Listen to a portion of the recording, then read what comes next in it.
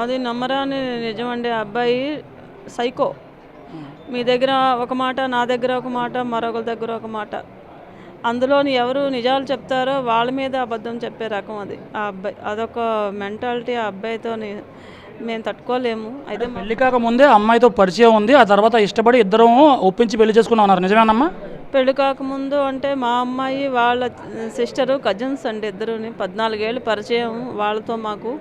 వాళ్ళే చెప్పారు మా చెల్లిగారు అబ్బాయి అండి బాగుంటాడు మంచివాడు అని. అయితే ఒకసారి గ్రూపులన్నీ ఉంటాయి కదా, ఈ అమ్మాయి అన్నదమ్ముడే కదా అని ఆ గ్రూపులు ఉంటాయి కదా, అందులోనే ఏదో మెసేజ్లు బర్త్డేలు విష్ చేసుకోవడం ఇదే ఇంతే పరిచయం అండి. ఇంకా మామూలుగా ఎటువంటి పరిచయం లేదు, అబ్బాయిని చూసేది లేదు మాట్లాడేది లేదు, హాయ్ బాయ్లు అంతే. ఇది ఒక పరిచయము వాళ్ళకి. ఓకే అన్నది మా పాప మాట్లాడించాం, నచ్చుకున్నారు ఇద్దరు. అబ్బాయి కూడా మాట్లాడాడు, ఇద్దరికి నచ్చితేనే అన్నాం, నచ్చుకున్నారు. పెళ్ళి అయిందండి అంతే. ఇంకెందులోని ఇంకేం లేదండి.